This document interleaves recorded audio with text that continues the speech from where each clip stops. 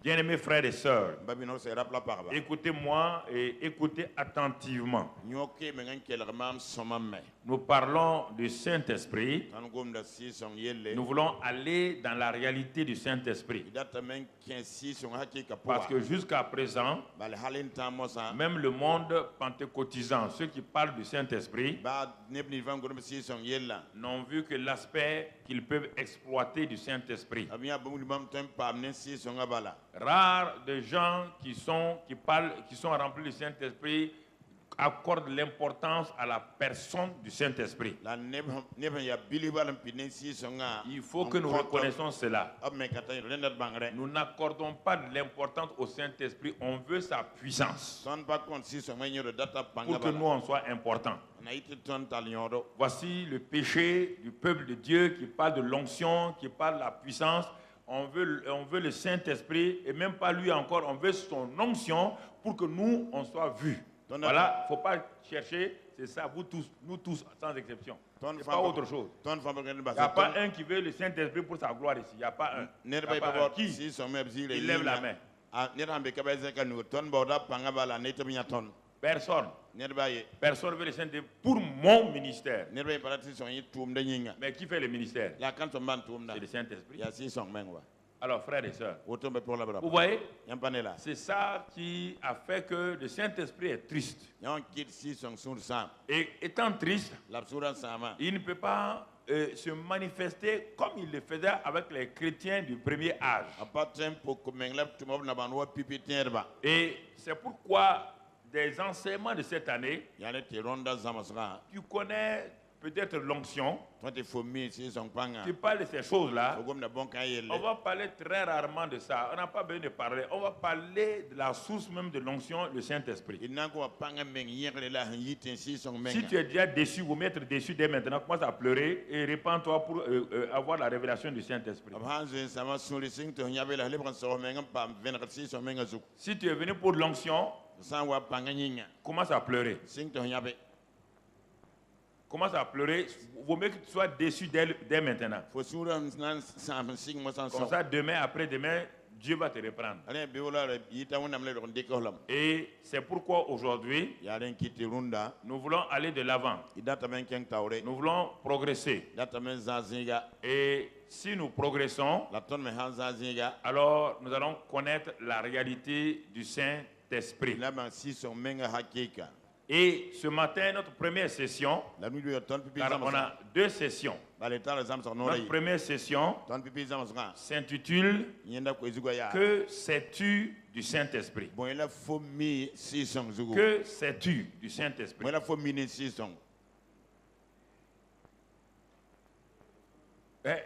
Écoutez, parfois les gens ne croient pas. Il y a des choses que quand nous disons, les gens ne veulent pas croire. Les gens ont suivi Jésus pendant 1 an et demi. Et il l'appelait Seigneur. Certains l'appelaient Maître. D'autres l'appellent Rabbi. Jésus s'arrête un jour. Il dit, qui dit-on que je suis? Ah? La question a surpris tout le monde. Qu'est-ce que les gens disent de moi?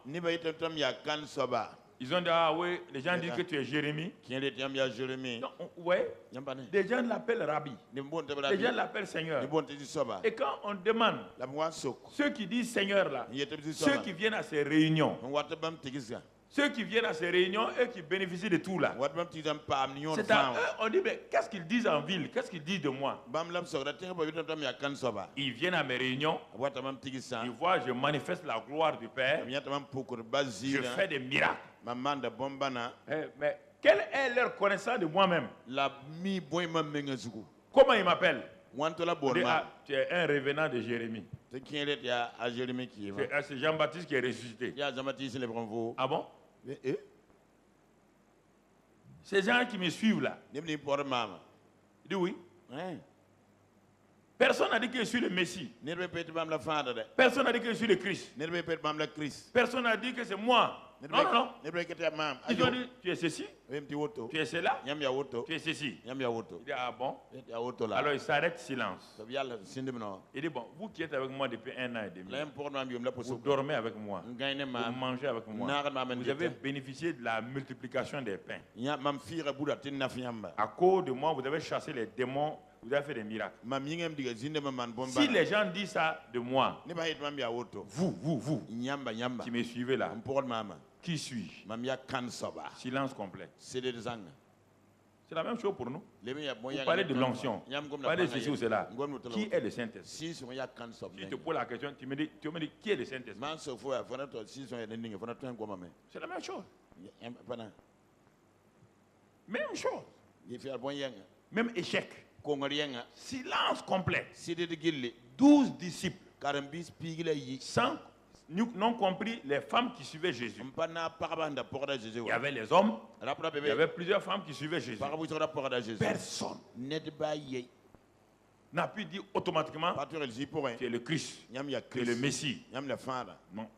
Pourtant, il l'appelle Seigneur, il l'appelle Rabbi, il l'appelle Maître. Donc, c'est du parole en foufafou. Nous parlons du Saint-Esprit foufafou. Parce qu'on veut la gloire. Qui est le Saint-Esprit? Si c'est présent ici, tu vas le connaître. Et à un moment donné, il y a un qui il élève sa voix. Il dit, tu es le Christ, le Fils de Dieu vivant. Et regardez la réponse de Jésus. Regardez la réponse de Jésus. Ce n'est pas la chair et le sang. Vous entendez encore la famille qu'on a dit hier là? La chair ne peut pas connaître ça. Pierre. Oui, bien. La chair. Tu es avec moi 1 an et demi. Tu dors avec moi. Tu manges avec moi. Tu parles avec moi. Tu ne me connaissais pas. Pour dire que je suis le Christ là, il a fallu que mon Père dans les cieux par le Saint-Esprit te donne la révélation que je suis le Christ. À cause de cette révélation là, je vais bâtir mon église sera bâtie sur la révélation, la pierre de la révélation. Alors, si l'église de Christ doit être bâtie sur la pierre de la révélation, toi tu es pasteur, tu bâtis l'église locale là sur quoi? Sur qui?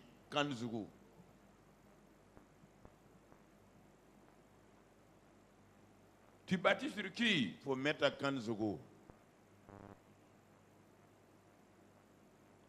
Réfléchis. Tu as beaucoup d'activités. Je n'ai pas dit non. Jésus dit, je bâtirai mon église. C'est lui le bâtisseur de l'église. Et il le bâtit sur la pierre de la révélation. S'il n'y a pas de révélation, on peut bâtir l'église. On peut bâtir une dénomination. On peut bâtir le centre d'évangélisation. On peut bâtir Simidi. On peut bâtir l'Assemblée de Dieu. Mais on ne peut pas bâtir l'église de Christ. C'est Christ qui bâtit son église sur la pierre de la révélation. Et as-tu cette révélation? Tu dis, je suis dans le ministère. Quel ministère de qui? Qui fait le ministère? Ce n'est pas Jésus, c'est encore le Saint-Esprit. Tu vas le voir à la deuxième session.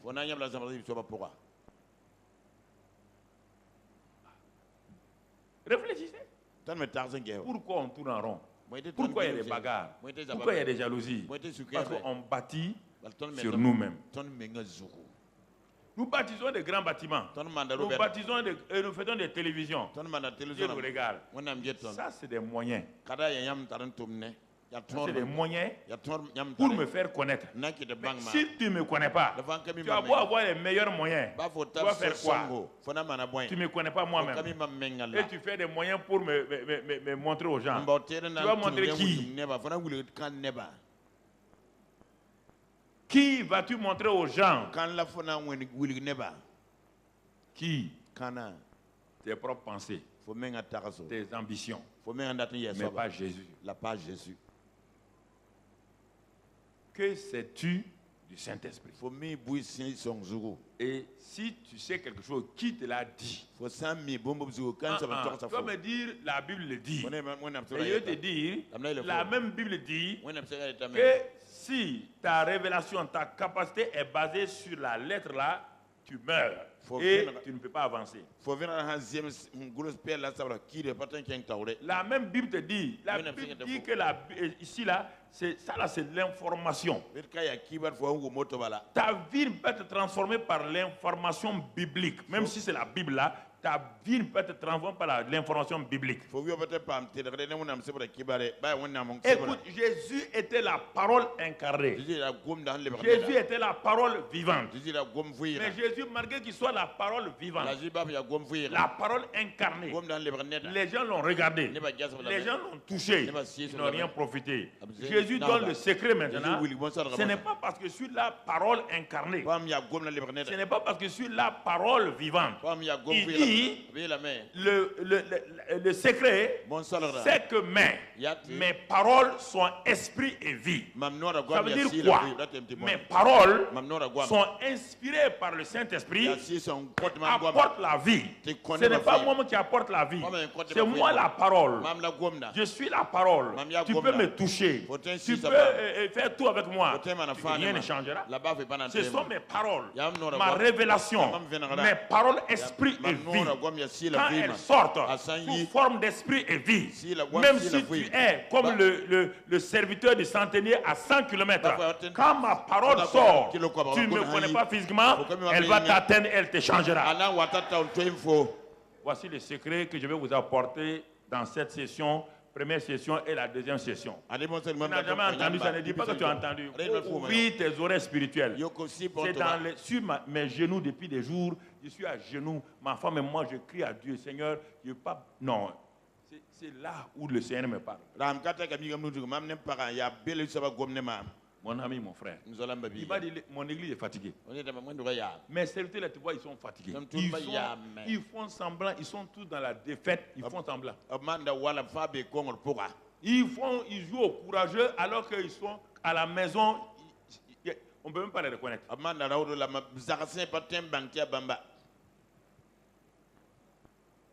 Est-ce que tu comprends? Est-ce que tu me saisis? Le Seigneur parle à son église. Regardez, écoutez Matthieu 17, verset 5. Matthieu 17, verset 5. Comme Jésus parlait encore, une nuée lumineuse les couvrit. Vous voyez bien la présence du Saint-Esprit. Viens. Et voici une voix qui entend de la nuée. Le Père est couvert de nuée. Qu'est-ce que le Père dit? Ses paroles. C'est ici un fils bien-aimé. C'est la parole incarnée. Mais écoutez, le Père ne s'arrête pas là-bas. Il dit c'est la parole incarnée que vous voyez là. C'est oui, c'est lui la parole. Et dans cette parole-là, j'ai mis toute mon affection. Ah, les gens d'Alléluia. Non, c'est pas fini. Ça, c'est au commencement de son ministère. J'ai dit à lui-même pour qu'il sache qui il est. Mais maintenant, vous, ce n'est pas parce qu'il est mon fils bien-aimé, ce n'est pas parce que j'ai mis toute mon affection en lui, mais pour vous, maintenant, si vous voulez avancer, écoutez-le. Ah oui, Jésus est le Fils de Dieu. Ça veut rien. Il est celui en qui le Père a mis toute son affection. Rien. Le Père te dit, écoute-le. Car les paroles esprit et vie sortent de cette parole incarnée. La parole qui est incarnée là, il faut qu'elle devienne esprit et vie par le Saint-Esprit. Et c'est ça qui profite à un homme. Ce n'est pas la parole incarnée. Même si toute l'affection de Dieu est là-bas. Écoutez-le, écoutez-le. Écoute-le. Si tu ne l'écoutes pas, rien ne se passera. Rien. écoute-le. Mais pour l'écouter, il faut que tu sois en communion avec lui. Et pour être en communion avec lui, comme il est au ciel, il faut que tu passes par celui qui te met en communication avec lui, qu'on appelle le Saint-Esprit. Ah oui. Tu n'es pas en communication avec le Saint-Esprit. Tu vas l'écouter comment? Tu vas l'écouter comment? Tu dis que Jésus est au ciel. Il est à la droite du Père.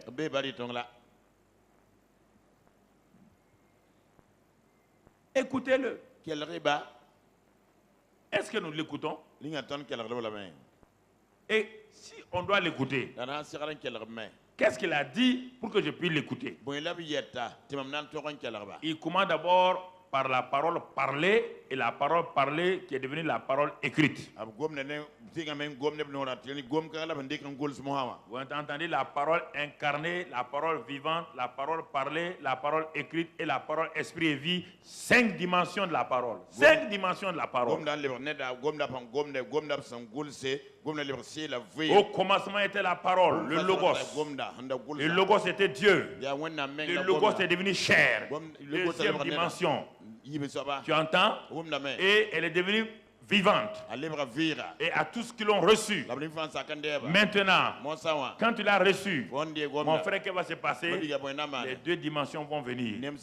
Tu vas commencer à découvrir dans la parole écrite. La parole parle et la parole écrite. Ce que Dieu dit là, mais tu peux lire ça, lire ça. Tout le monde a la parole. Tous les magiciens ont Bible. Toutes les forces occultes ont Bible. Mais ils ne trouvent rien là-dedans. Mais maintenant, toi, si tu veux avancer là-bas, la parole parlée doit venir sous la forme parole, esprit et vie. En ce moment, la parole écrite là et la parole, esprit et vie sont devenues une. Et en ce moment-là, ça commence à devenir la nourriture pour ton corps. Ce n'est pas parce que le bébé est attaché à la maman que le bébé va vivre. Écoutez-moi ces révélations-là. Ce n'est pas parce qu'une maman tient un bébé dans sa main que le bébé va vivre. Elle peut tenir ce bébé dans sa main et le bébé va mourir dans ses bras. Ce n'est pas le contact physique. C'est ce qui sort de la maman. C'est le sein qui sort de la maman. Le sein qui sort de la maman.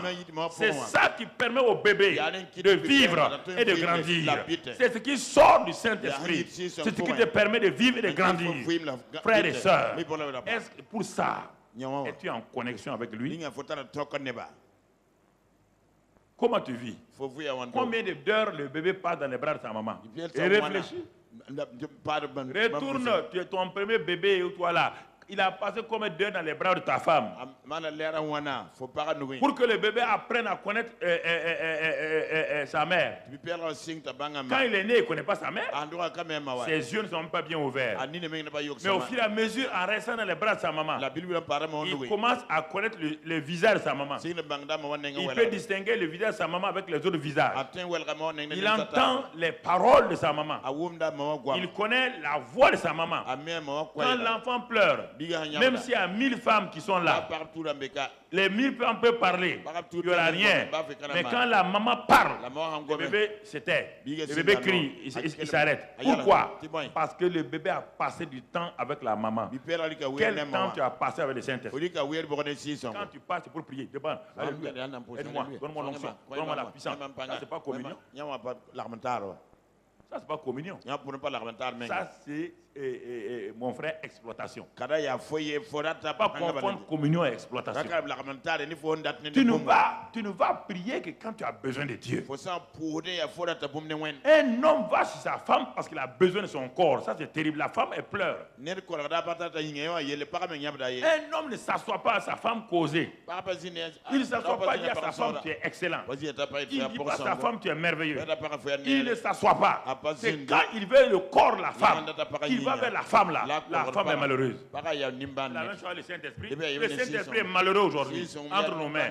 Parce qu'on veut de lui onction, puissance, on veut de lui, mais on ne veut pas sa personne. On ne veut pas la communion. C'est pourquoi il nous laisse malades. C'est pourquoi lui aussi il nous regarde et il nous laisse malades. J'ai des preuves en moi. Et vous comprenez? Vous voulez évangéliser, mais sans le Saint-Esprit. Vous allez faire des dons. Vous avez entendu ce que Béni a dit hier? Il dit qu'il y avait des miracles. Il n'y a plus de relation avec Dieu. Il y avait des miracles. Mais sa relation avec Dieu était nulle. Dieu nous interpelle. Peuple de Dieu, enfant de Dieu, il faut revenir à nous-mêmes. Revenons à nous-mêmes. C'est pourquoi qu'est-ce que Jésus dit? Il va parler et puis on va faire écrire ça dans Jean 16. Écoutez, regardez, notre Seigneur nous parle. Qui nous parle? Jean 16. Qui me parle, verset 7. Est-ce que si Jésus est mon Seigneur, je dois faire attention? Le Père m'a dit de faire quoi? D'écouter qui? Est-ce qu'on a dit de l'entendre? On a dit de... Ça veut dire prêter attention à tout ce qu'il va me dire, oui ou non. Et voici une parole que Jésus va dire maintenant. Il dit, cependant, je vous dis la vérité. Il vous est avantageux que je m'en aille. Car si je ne m'en vais pas, le consolateur ne viendra pas vers vous. Mais si je m'en vais, je vous l'enverrai. Il ne faut pas dire que tu connais le verset là. Je ne parle pas du verset. Hein. Non, non, non. Je ne parle pas du verset. Je parle de la substance du verset. Du contenu du verset. De la parole. Tu connais Jean 16, 7, tu peux le réciter par tête. C'est pas de ça qu'il s'agit. Voici celui que le Père a présenté. Celui-ci est mon fils bien-aimé. J'ai mis toute mon affection en lui. Et le Père insiste. Écoutez-le. Et maintenant, le Fils ouvre la bouche. Il ouvre la bouche pour te parler. Toi, tu ne prends pas ça. Tu es en train de chercher tes intérêts. Tu ne peux pas réussir. Tu ne peux pas. Okay. Il n'est pas dit que tu ne feras pas de bâtiment. Il n'est pas dit que tu n'auras pas même beaucoup de gens. Mais tu ne réussiras pas. Je n'ai pas dit que tu ne chasseras pas les démons. Mais tu ne réussiras pas. Il dit, écoutez-le. Écoutez-le. Et le fils s'arrête. Il dit, papa vous a dit de m'écouter. Les disciples étaient là. Ils étaient tristes. Triste. Il dit, écoutez-moi. Il vous est avantageux. Il y a un grand avantage que je m'en aille. Quelle que soit votre tristesse là. Maintenant, c'est dans la chair que vous agissez. C'est dans la chair que vous agissez. C'est pourquoi vous êtes triste. Si vous saviez discerner mes paroles, quand je dis, il vous est avantageux que je m'en parle, vous devez vous réjouir, danser. Non, mais comme vous êtes dans la chair, vous voyez bien, le message d'hier, chair ou l'esprit. Ils n'ont pas encore le Saint-Esprit. Ils ne peuvent pas se réjouir. Ils ne peuvent pas se réjouir. C'est pourquoi ils sont tristes. Il dit, il y a des avantages. Et il va dire les avantages de la venue du Saint-Esprit. Comment un chrétien va prendre la Bible, aller dans le lieu secret, ouvrir la Bible, voir tous les avantages de la venue du Saint-Esprit là. Et le type sort découragé. Donc il n'a pas compris.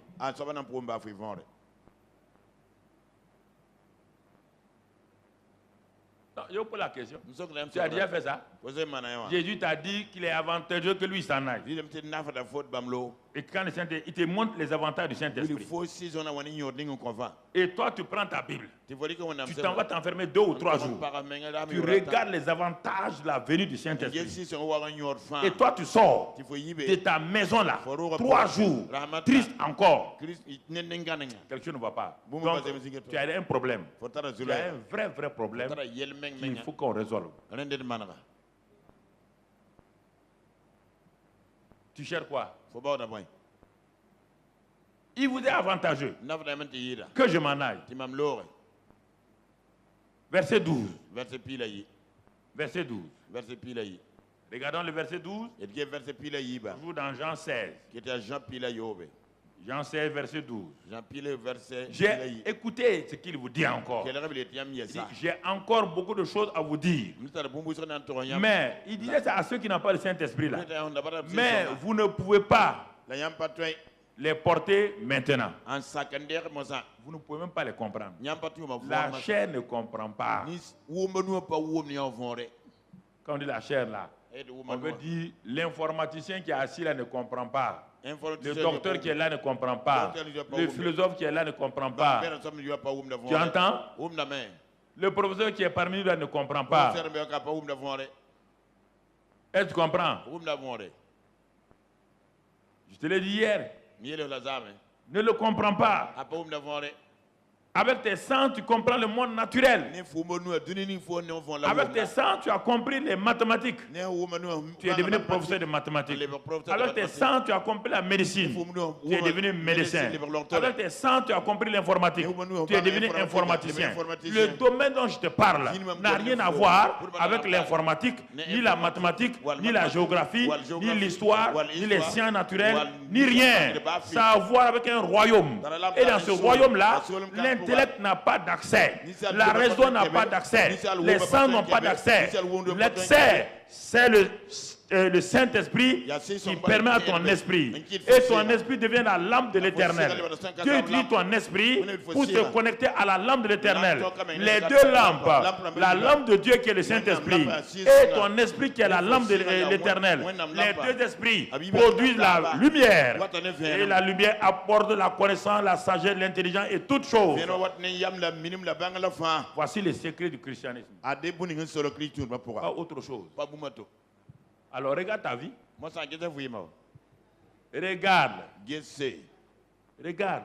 Quand tu as fini d'aller chasser les démons, quand tu as fini de guérir les malades, regarde ce que les démons font dans ta maison. Mésentente, bagarre, maladie.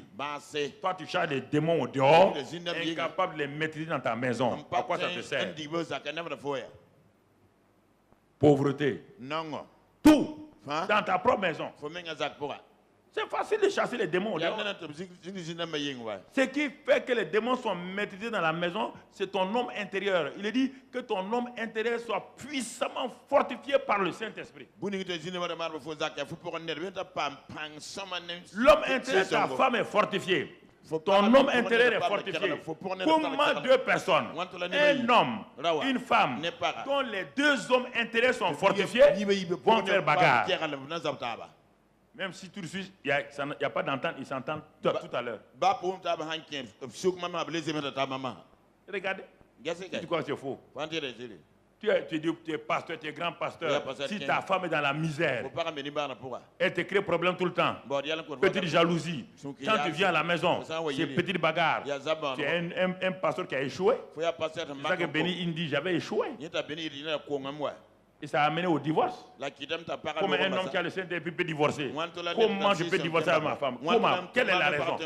Qui peut me faire divorcer avec ma femme? Pourquoi? Pourquoi? Quelle est la raison? Un homme qui chasse les démons, qui guérit les malades, qui divorce sa femme, ça veut dire qu'il est malade à l'intérieur. Est-ce que vous comprenez ça? Que ma femme ne me comprend pas. Elle n'a pas besoin de comprendre. Fortifie son homme intérieur. Que ton homme intérieur soit fortifié. Et vous avancez. Femme, beaucoup d'entre vous, vous bloquez les ministères de vos maris. Quand votre mari avance, vous qui bloquez derrière, vous posez des actes et des paroles qui font mal à l'église. Le mari est pris en otage. Il est obligé de suivre sa femme. Au lieu de suivre votre mari dans l'amour, non, vous vous placez comme la reine de Saba. Est-ce que vous êtes la reine de Saba? Est-ce que dans l'église, il y a la reine de Saba? Il faut arrêter ça. Quand votre mari dit on va se réconcilier, puis ton mari réconcilie-toi. Si ton mari dit, hé frère, j'ai fait une erreur contre vous, la femme doit s'asseoir et dire oui, mon mari et moi on a fait erreur. Mais si le mari dit j'ai fait erreur, la femme dit moi j'ai pas fait erreur, ça veut dire qu'il y a division déjà. Une maison divisée contre elle-même, pas divisée contre le diable. Arrêtez, je parle à des gens maintenant. faut arrêter ça. Vous vous trompez vous-même. Une femme suit son mari parce que le mari est en train de se repentir, la femme se repent. Ils sont un.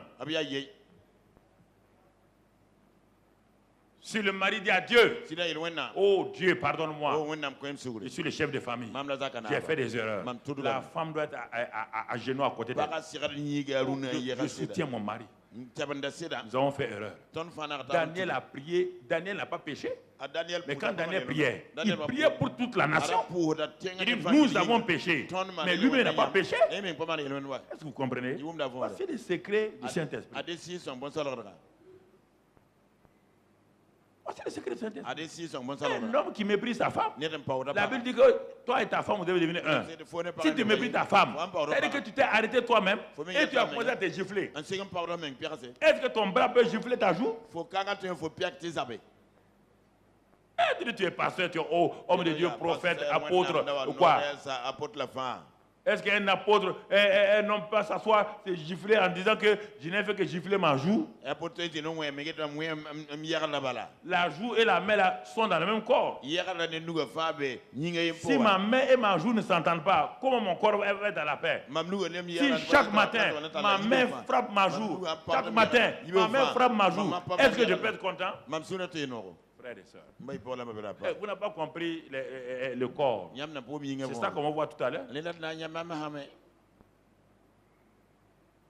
C'est le vrai problème. On veut la puissance, on veut la gloire. D'accord, voilà la gloire. Ça va t'amener en enfer. Ça t'amène en enfer. Il faut arrêter maintenant. Il faut qu'on rentre en nous-mêmes. Il faut qu'on rentre en nous-mêmes. Rentre en nous-mêmes. Rentre en nous-mêmes sérieusement. Tu entends? Alors, qu'est-ce que Jésus? Quel est l'avantage? Comment quelqu'un comme ça qui va te dire qu'il y a de l'avantage que lui, toi tu ne cherches pas ces avantages-là pour savoir. Tu ne pars pas dans le lieu secret, rester là-bas jusqu'à ce que tu aies la révélation de ces avantages-là et que ces avantages-là, tu puisses les mettre en toi par la foi. Faut pas qu'il repose un tour de pas bé, hâte voir venir faut yoni fontana, faut tourner là qui nous connaît beau. Jean 14. Jean chapitre pile nase. Verset 15. Verset pile nous. Jean 14 verset 15 et 16. Jean pile nase verset pile nous le pile yobe. Si vous m'aimez, gardez mes commandements, c'est-à-dire gardez ma parole. Tout ce que je vais vous dire là, gardez. Il n'a pas dit mes commandements, c'est différent des commandements de Moïse. Vous entendez, quand vous entendez commandements, vous pensez à Moïse. Moïse avait ses commandements, lui aussi il a ses commandements. Ses commandements, c'est quoi? Ce sont ses paroles, esprit et vie. Voilà, déjà, je vous ai... Parce que quand vous lisez commandements, là, vous pensez déjà à Moïse. Est-ce que Jésus a dit de garder les commandements de Moïse? Il a dit quoi? Mais... Moïse a ses commandements. Lui aussi a ses commandements. Je dis maintenant. Est-ce qu'il a dit les commandements de Moïse? Dans ta tête, c'est ça que tu penses jusqu'à présent. Quoi? Maintenant que tu viens de voir là. Quand tu entends commandement seulement, toi tu ne penses plus de quoi il s'agit. Tout le temps c'est le commandement de Moïse. Le type te dit mes commandements. Est-ce que Moïse s'appelle Jésus? Est-ce que Jésus s'appelle Moïse? Est-ce qu'ils sont dans le même siècle? Ils sont dans le même siècle? Non! Il y a combien de siècles entre eux? Réfléchis. Il y a combien de siècles? Il y a 4000 ans entre eux. Et lui, il vient te dire mes commandements, toi tu penses aux commandements de Moïse. Il parle des 10 commandements. Il t'a parlé des 10 commandements ici. Le commandement de l'amour, est-ce que Moïse a... C'est chez Moïse? Est-ce que Moïse a l'amour? Mais lui dit mes commandements. C'est pour dire aimer les commandements.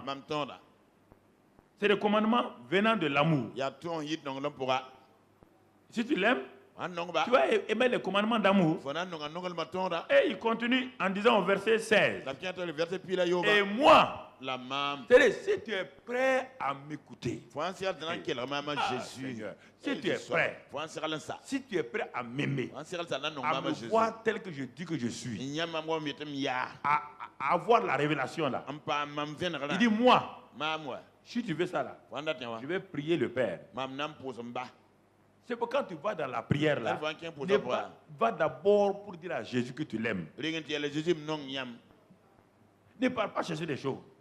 C'est un amoureux qui se cache pour aimer son grand amoureux.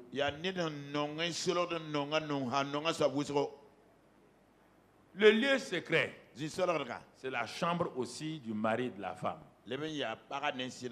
C'est ça. Le lieu secret, c'est le lieu spirituel où l'épouse, une des épouses de Jésus, va aimer son maître Jésus en lui disant, je me voici devant toi, je te livre mon corps, je te livre tout. Dans la chambre de l'homme et de la femme, c'est là-bas que la femme livre son corps à son mari. C'est tout. C'est la même chose spirituellement. Le rawana paralore ya bela paraligning kwa sita la fin la posera zigi ya bela ne mi no nga Jésus mbada mengyam nugum no nga yamba compte pour faire Jésus le be yer merci pour un. C'est différent d'aller chez une prostituée. Ya tourzal ni fo selon king pour yor nenge. Un homme va vers sa femme par amour, non pas par désir. Un enfant de Dieu, que Dieu appelle l'époux de Christ, va dans le lieu secret, non pas parce qu'il cherche des choses. Dans le lieu secret, il est dit qu'il est déjà là. Il t'attend. Va. Dis-lui que tu l'aimes. Dis-lui que tu l'apprécies. Dis-lui qu'il est précieux pour toi. Reste là. Et tu vas voir, son amour va t'entourer. Son amour va t'embrasser. Son amour va te dire, mon enfant, tu as raison. Tu es bienvenu. Voilà ce que je vais faire dans ta vie. Voilà ce que je vais te conduire. Et quand tu sors, tu es épanoui. Tu es content. Mais quand on va chez une prostituée, on pose un acte sexuel. 5 minutes, la jouissance est finie. Mais après, tu commences à penser à la maladie. Tu commences à penser au danger. Tu n'as pas de joie. Mais beaucoup de gens s'en vont chez Jésus comme ça. Cherchent les plaisirs.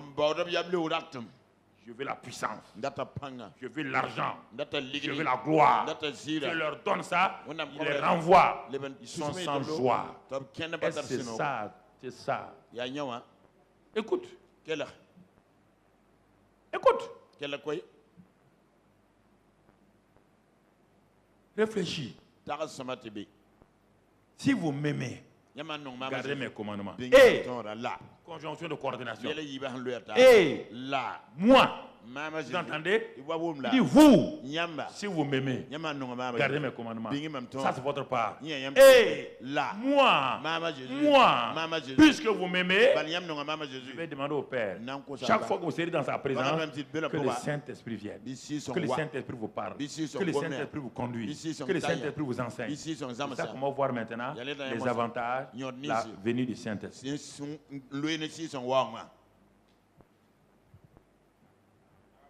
Voici les avantages. Vous entendez? Je prierai le Père. Il viendra. Verset 17. Verset 17. Il dit que le monde ne voit point. Le monde ne peut pas le recevoir. Le monde ne le voit point. C'est pourquoi on a dit que la chair ne voit point. C'est pourquoi la sagesse selon ce monde-là, c'est la sagesse terrestre, c'est la sagesse charnelle et qui aboutit à la sagesse diabolique. Le monde doit connaître le Saint-Esprit. Le monde doit connaître d'abord Jésus avant de connaître le Saint-Esprit. Le Saint-Esprit n'est pas fait pour être connu par le monde. C'est Jésus qui est venu pour que le monde le connaisse. Dieu a tant aimé le monde qu'il a donné Jésus. Pas qu'il a donné le Saint-Esprit. Dieu a le monde. Jésus est fait pour le monde. Le Saint-Esprit est fait pour les chrétiens.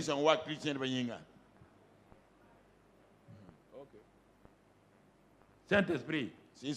Mais si toi tu le maltraites, si tu le maltraites, si tu le méprises, comment vas-tu réussir? Qui va te présenter devant Jésus?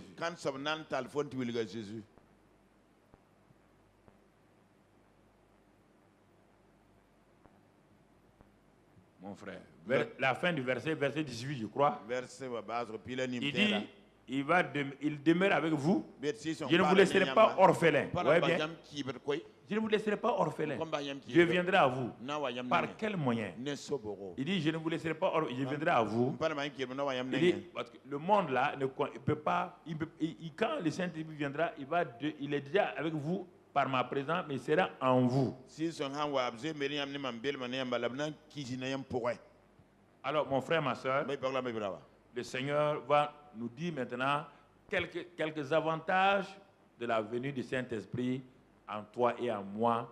Et si après cette conférence-là, tu pars t'enfermer, tu vas voir la réalité, tu vas savoir que vraiment, tu as trop méprisé le Saint-Esprit.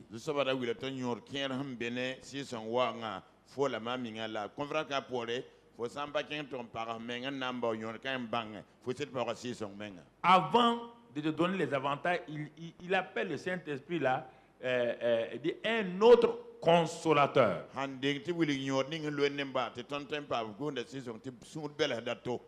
allos parakletos en grec. Un parakletos, c'est-à-dire quelqu'un qui est comme moi, mais en même temps il est différent. Il est Dieu comme moi, mais il est différent de moi.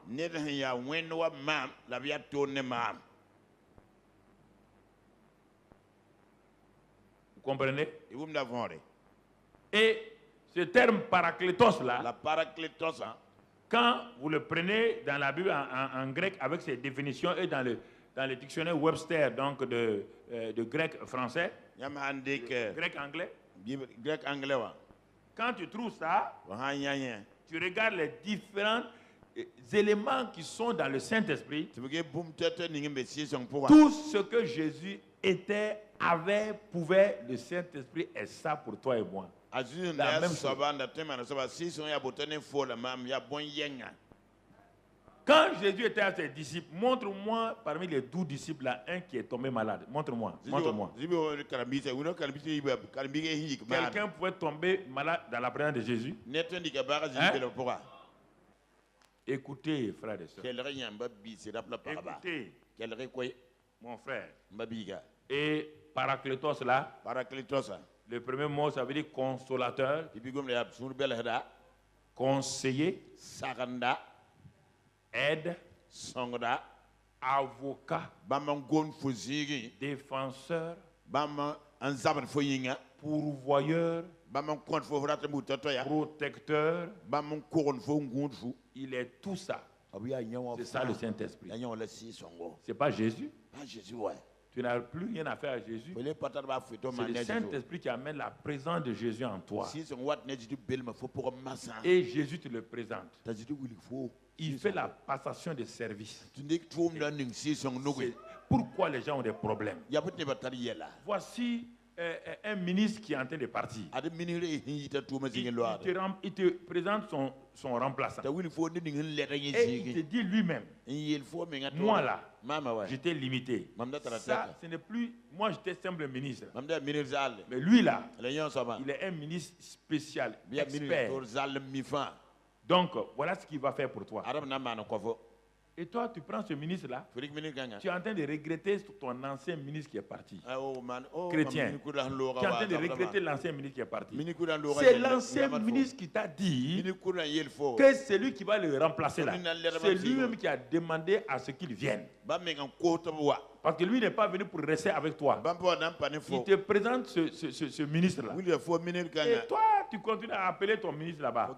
Mais quand on va voir le nom et le sang de Jésus, tu vas te rendre compte que le Saint-Esprit et le sang sont avec l'eau, sont les trois qui sont d'accord, ils sont les témoins. Tu vas te rendre compte que le nom de Jésus là, il dit que c'est le Saint-Esprit qui a élevé là, c'est le Saint-Esprit qui manifeste la puissance du nom de Jésus. Pourquoi? Parce que le Saint-Esprit n'a pas de nom. On l'appelle Saint-Esprit, mais ce n'est pas son nom. C'est son titre seulement. Saint et Esprit. Ça, ce n'est pas un nom. Mais maintenant, quand tu dis Jésus, qui vient? Le Saint-Esprit. Il répond, il donne la puissance au nom de Jésus. Voici les secrets que les gens ne comprennent pas. Quand tu appelles Jésus, ce n'est pas Jésus qui vient, c'est le Saint-Esprit qui te présente. Il dit, tu as appelé, non? C'est important que nous comprenions ces vérités. C'est important que nous comprenions ces vérités. Et ça va nous aider. Et c'est pourquoi Satan a tout fait pour que l'Église n'aime pas le Saint-Esprit, que l'Église se divise à cause du Saint-Esprit. Comment quelqu'un qui est venu révéler le corps, quelqu'un qui vous met dans le corps, comment il peut diviser l'Église?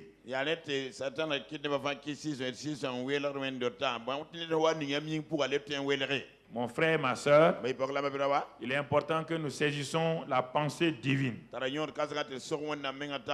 Alors, puisqu'il a dit ça, je dois m'arrêter. Voilà quelqu'un dont le Père a dit, écoutez-le. Lui-même dit, voilà ce que je vais vous dire, c'est important. Et moi, malgré tous ces deux avertissements-là, je continue à faire à ma tête. Ça veut dire que je suis inconscient. Le Père a dit, écoutez-le. Lui-même il a dit, si vous m'aimez, gardez mes commandements. Je vais vous donner quelqu'un d'autre. Et voici les avantages de la venue de cette personne. Et malgré ça, on s'entête. Vraiment, parfois on tombe têtu. Hein. Très têtu. Vraiment têtu. Pourquoi une maman dit à son enfant parfois que tu es têtu? Parce qu'on lui dit là, l'enfant ne fait pas. C'est pas ça? Alors, nous sommes des têtus aussi. Le Père nous parle. Jésus nous parle. On veut faire notre tête. C'est ça qu'on appelle têtu. C'est quelqu'un qui fait à sa tête, selon son raisonnement. On ne veut pas. Parce qu'on veut être comme les autres. On ne veut pas que les gens nous jugent. Si le Saint-Esprit me dit de marcher sur un pied, ah non, non, non, tout le marche sur deux pieds. Si je fais ça, on va dire que je suis ceci, on va dire que je suis cela. Le Saint-Esprit dit, ok, marche sur tes deux pieds, mais tu ne verras pas la gloire de Jésus. Notre réputation là est plus grande que le nom de Jésus. Au lieu de rendre le nom de Jésus grand, non, on verra notre réputation grande et au détriment du nom de Jésus. J'ai une réputation à défendre. Jésus avait un nom à défendre, pas de réputation. Pas de réputation. Est-ce que tu as bien traduit? Il avait le nom, il défendait son nom, pas sa réputation.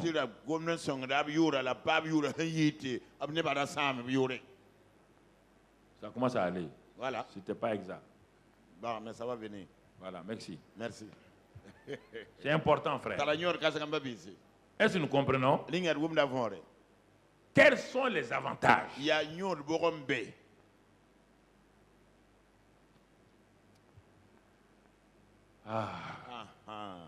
On te dit que, regardez, vous croyez aux hommes, ce que je vous dis, vous ne voulez pas croire. Quelqu'un te dit ce téléphone-là, les avantages de ce téléphone-là, c'est mieux que ça. Un simple vendeur qui veut ton argent te dit qu'il y a davantage, et tu payes 60 000 au lieu de payer 30 000.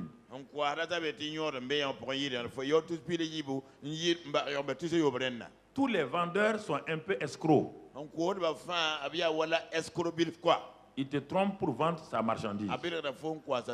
Tous les vendeurs, sans exception, sont un peu escrocs. Ils te vendent les choses, pour que, les avantages de la chose, pour que tu achètes ça. Et là, tu es content, tu pars te vanter. Tu dis mon téléphone là, chaud. Mon téléphone là, tu ne connais pas les avantages. Et quand tu montes les avantages à chaud, chaud à envie, il est tellement chaud, chaud et chaud, pour avoir ton téléphone. Et Jésus nous dit, voici les avantages de la venue du Saint-Esprit. Là, non, là on n'est pas chaud.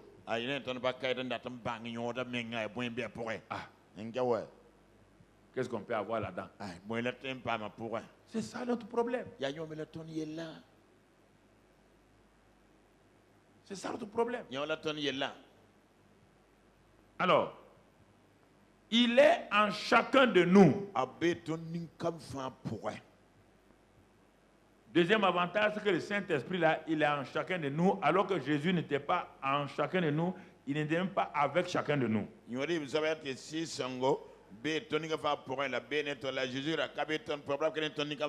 Voilà un des avantages, la venue du Saint-Esprit.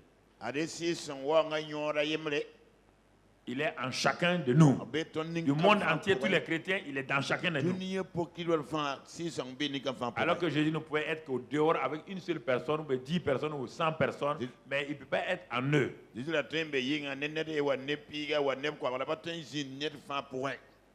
Et troisième avantage, quand le Saint-Esprit vient, il vient dans sa personnalité, dans le plus petit comme dans le plus grand, même personnalité. Il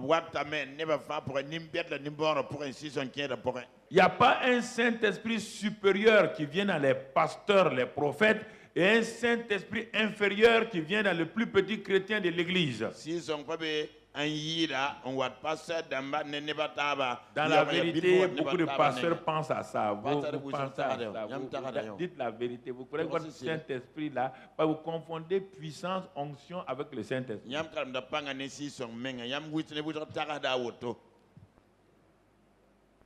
Quand le Saint-Esprit vient dans quelqu'un qui est né de nouveau, tout de suite là. Et toi qui es converti à 50 ans là, c'est le même Saint-Esprit. La même personne. Et comme toi tu confonds ça avec l'onction, tu veux dire, ah, dans lui là, on dirait, non, c'est le même Saint-Esprit. Le même Saint-Esprit. Il y a un monsieur qui est en train de courir aujourd'hui. Il a 25 ans. Il est champion du monde en 100 mètres. Un enfant est né aujourd'hui. Dans cet enfant-là, il y a le même champion de 100 mètres. Mais il n'a pas encore développé ses capacités. Mais dans 25 ans aussi, il aura la même médaille. C'est ça, le chrétien nouveau. Il a le Saint-Esprit, le même Saint-Esprit, mais il n'a pas la connaissance. C'est pourquoi il va développer sa communion avec le Saint-Esprit.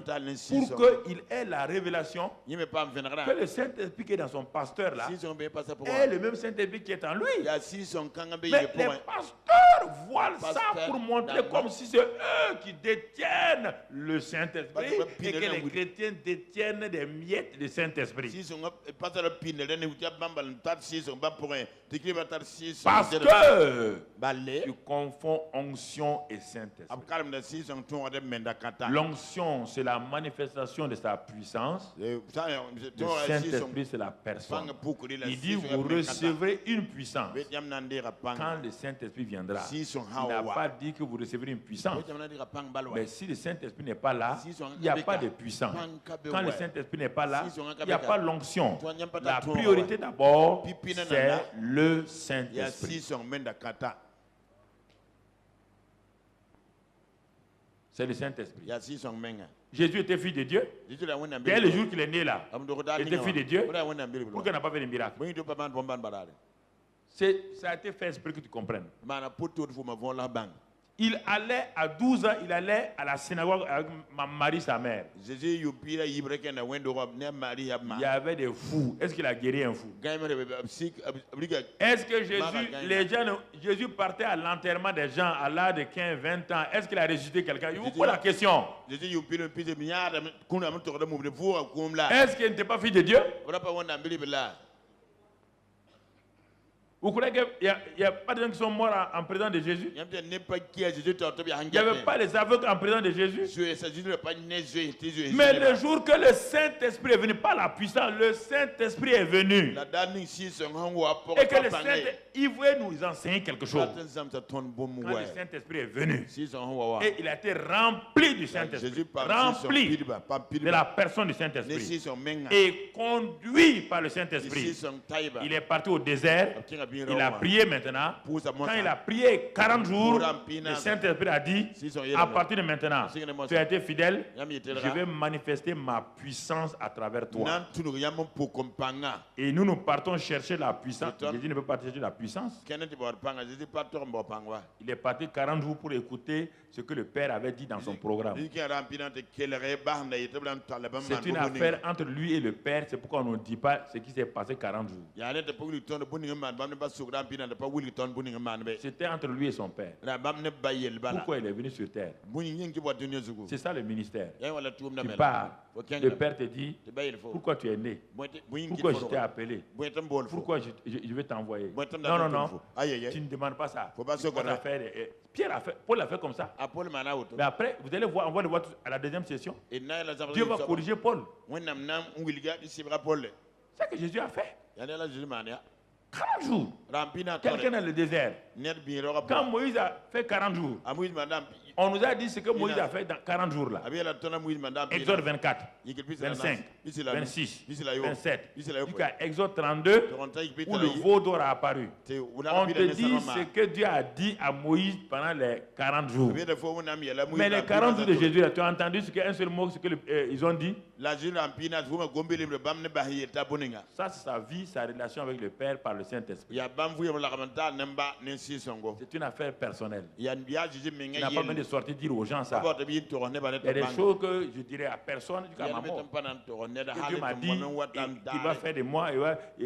Il m'a dit, j'accepte ça et je continue. Pas besoin d'aller réunir les gens pour dire voilà ce que Dieu m'a dit. Je ne dis que les parties que Dieu veut que je dise. Il y a des parties qui sont pour moi. Ça, ça ne te regarde pas. Jésus n'a jamais dit ce que le Père lui a dit pendant 40 jours. Dès qu'une petite révélation vous a donné, tout le monde entier au courant. Allô, allô? Allô, allô? Venez. Hier, quand je priais, le Saint-Esprit est venu. Il a fait... Il m'a dit qu'il va m'envoyer dans le monde entier. Il m'a dit que maintenant, il va me donner 2 ailes. Je vais voler et je vais faire ceci, je vais faire cela. Le diable dit à ses démons, vous avez entendu? Paralysez-le. Jamais il ne fera ça ici. Tu as vendu ton secret. On ne vend pas ses secrets. Homme de Dieu, vous avez beaucoup vendu vos secrets, c'est pourquoi vous avez des problèmes. Quand Dieu vient te parler, il t'a parlé en public. Il t'a parlé où? Dans ton lieu secret. Alors c'est un secret. Garde-le pour toi. Voici les jeunes là. Dieu m'a dit. Dieu m'a dit. Ah bon? Quand tu dis ça, le monde physique a entendu. Le monde spirituel a entendu. Et toi, tu dis à Satan que Dieu t'a dit à toi que tu vas dominer Satan. Et Satan va te laisser le dominer. Tu es un insensé. Tu es un insensé. Tu vends les secrets de Dieu. Tu ne sais pas fermer ta bouche. Où est-ce que tu as vu Jésus dire les 40 jours de secret là? C'est écrit dans quel passage? Il n'y a même pas une seule parole que Jésus nous a dit ce que le Père et lui ont dit pendant les 40 jours. Il n'y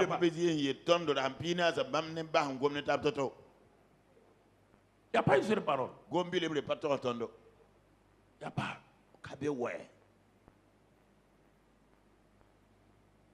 Vous vendez vos choses à Satan. Et vous allez croire qu'il va vous applaudir.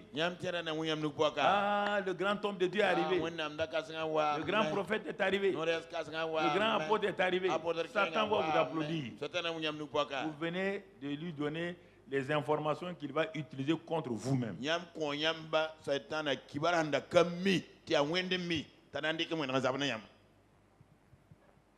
Il y a des choses que je dis parce que Dieu m'a dit, il y a des choses qui sont publiques. Dis-les aux gens. Il y a des choses qui sont personnelles. Qui sont personnelles. Tu comprends?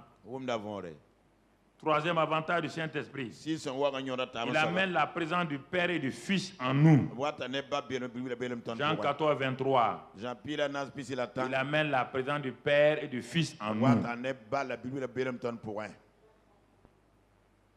Jésus lui répondit, si quelqu'un m'aime, il gardera ma parole. Tu as vu encore? Il garde mes commandements ici, ma parole. Mon Père l'aimera. Nous viendrons à lui et nous ferons notre demeure chez lui. Par qui? Par le Saint-Esprit. Là où est le Saint-Esprit, ne t'inquiète pas, le Père et le Fils sont là-bas. C'est pourquoi attache-toi au Saint-Esprit. C'est à lui de te révéler le Père et le Fils. Tu n'as plus rien à faire de Père et de Fils. Sois en communion avec le Saint-Esprit. Quand Jésus était là, les gens étaient en contact avec Jésus. C'est Jésus qui leur a parlé du Père et du Saint-Esprit. Quand le Père était là, il a dit qu'il va envoyer son Fils. Et son Fils va venir avec l'Esprit, le Saint-Esprit. Chacun d'entre eux parle des autres. Mais ce n'est pas à toi de venir dire, bon, je vais parler au Saint-Esprit, mais il ne faut pas oublier Jésus. Hein? Il y a des gens qui sont comme ça. Oh, il dit, hey, notre Père qui est aux cieux. Il parle au Père. Après, il s'arrête. Jésus doit être un peu jaloux. Hein? Il faut que je parle aussi à Jésus. Jésus, je ne t'ai pas oublié. J'ai parlé au Père. Mais toi aussi, vraiment, sache que je t'aime beaucoup. Hein? Après, le diable dit, et le Saint-Esprit. Saint-Esprit. Saint-Esprit. Oh! Ça, c'est quoi? Il y a un seul. Quand le Père se manifestait à Abraham, il y avait le Fils et le Saint-Esprit en lui. À Moïse, même chose. L'Ancien Testament c'était comme ça. Quand le Fils est venu, il a dit le Père est à moi. C'est lui qui me voit le Père. Parce que le Saint-Esprit, je suis rempli du Saint-Esprit. Quand le Saint-Esprit est venu, il dit, il va amener le Père et le Fils en toi. Mais c'est le Saint-Esprit qui va te faire connaître. Donc, lis-toi à moi et tu vas connaître le Père et le Fils. Tu vas connaître le Père et le Fils. Qui peut amener le Père et le Fils sur la terre aujourd'hui? Toi? Tu peux l'amener sur la terre? Qui peut l'amener? C'est le Saint-Esprit. Il dit le Père et moi, nous viendrons chez toi et nous ferons notre demeure chez toi. Mais par qui? Par ton cousin? Hein? Par qui? Le Saint-Esprit. Par le Saint-Esprit. Le Saint-Esprit. Le Saint-Esprit. Regardez quelle erreur on nous a mis là-dedans. On l'a blessé. Écoutez, tu as déjà entendu le mot attristé avec Jésus? Hein? Tu as déjà entendu le mot résister à Jésus? Tu as déjà entendu tous les mots qu'on dit du Saint-Esprit. Tu as déjà entendu de Jésus. Pourquoi on a dit ces mots-là par rapport au Saint-Esprit? Parce que lui, il est très sensible. Lui, il ne pardonne pas les péchés. Ce n'est pas son travail. Quand tu paies contre lui, tu es mort. Tu es mort. Hein? Il n'est pas venu pour ça. C'est Jésus qui est venu pour ça. Et le Père t'aime. Mais le Saint-Esprit, lui, il veut qu'on l'honore. Lui, il ne joue pas. Hein? Il ne s'assoit pas pour rire avec les gens. Tu comprends? Lui, il ne te regarde pas parce que tu es grand pasteur. Il dit, mais qui t'appelle grand pasteur? Moi, non. Écoutez, frère. Il faut le connaître, l'honorer, l'adorer comme il dit qu'il est. Pas selon nos pensées, selon notre doctrine.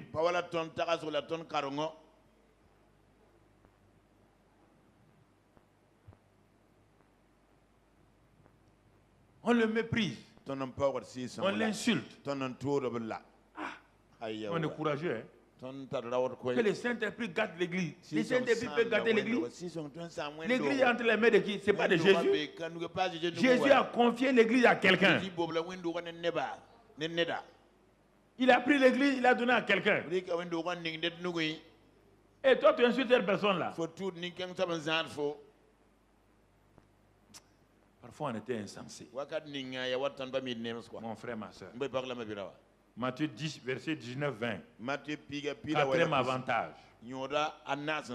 Quatrième avantage de la venue du Saint-Esprit. Mais quand on vous livrera, écoute maintenant, quand on vous livrera, et quand les gens vont parler mal contre vous, quand on va vous accuser faussement, et qu'on va vous livrer au tribunal, quand on va vous juger, Jésus dit, ne vous inquiétez ni de la manière dont vous parlerez, ni de ce que vous direz.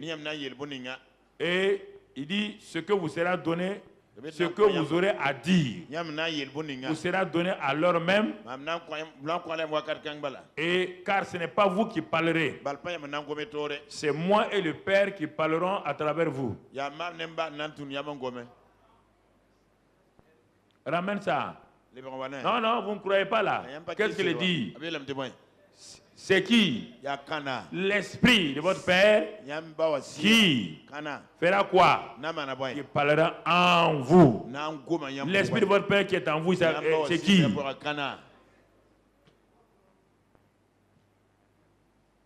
Puisqu'il est avocat, on t'amène à un tribunal. Un avocat sert à quoi? Le client c'était et l'avocat parle. Mais ici, comme le juge ne voit pas l'avocat, l'avocat parle par ta bouche. Et tu dis des choses, le juge même est étonné et te dit il faut aller te justifier. C'est ça le Saint-Esprit. Si tu ne l'honores pas, quand on va t'accuser, quand on va te créer des problèmes, qui va te justifier? C'est pourquoi vous êtes amer. Vous êtes dans l'amertume. On m'a insulté. On a dit ça sur moi. Vous êtes déjà découragé. On a écrit sur moi sur Internet. Ça te fait quoi? Pourquoi tu veux te défendre? Tu as déjà vu Jésus se défendre? Pourquoi voulez-vous défendre? C'est votre petite renommée là. Ton petit cœur, c'est à moi. On a dit à moi. Moi-même, je suis comme ça là. Moi. Hein? Surtout les femmes. Moi. C'est moi. Je vais te montrer. Tu vas montrer quoi? Ah. Alléluia. Alléluia. Vous voulez vous voulez défendre quoi? Qu'est-ce que vous voulez défendre?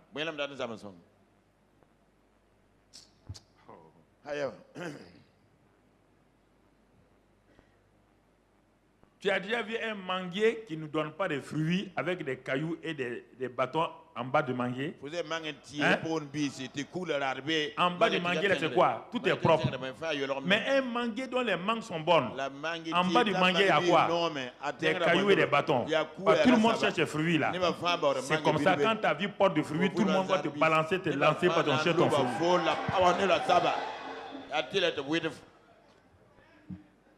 Tu ne seras pas aimé par les gens, mais ils veulent en même temps ton fruit. C'est ça.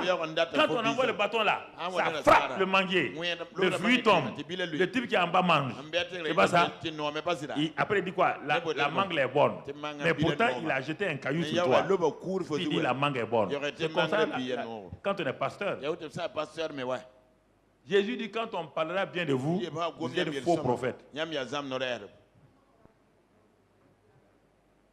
Hé, Papa Karambiri, on a lu, on a parlé de toi comme ça. Moi, on a parlé de moi. Moi? Où? Tu n'as pas lu? Où? Lire quoi? Faire quoi? Et c'est ça qui te décourage? Ça te décourage? Quand quelqu'un raconte des histoires, ça te décourage. Donc ça veut dire que tu n'es pas affermi encore. Ça. Tu vas aller prier pour faire quoi? Moi, prier. Prier pour quoi? C'est normal? Satan attaque qui? Satan a déjà attaqué des gens qui sont à côté de lui. Mon frère, ma soeur, les gens ne comprennent pas. Ils sont choqués pour tout. Il dit, le Saint-Esprit va vous mettre dans votre bouche. Mon frère, Est-ce que tu peux t'arrêter un peu, remercier le Saint-Esprit pour ces petits 4 avantages déjà, avant que je continue le reste? Remercie, ferme, baisse ta tête et remercie le Seigneur. Dis au Saint-Esprit merci. Merci de ce que Jésus t'a envoyé, tu as accepté de venir pour moi. Dis au Saint-Esprit merci parce qu'il habite en toi. Et il a accepté de vivre en toi. Remercie-le. Parce que sans lui, tu ne peux rien faire. Et c'est Jésus qui te l'a envoyé. Dis merci, Saint-Esprit. Dis-lui merci. Parce qu'il fait toutes choses à merveille. Bénis-le pour cela.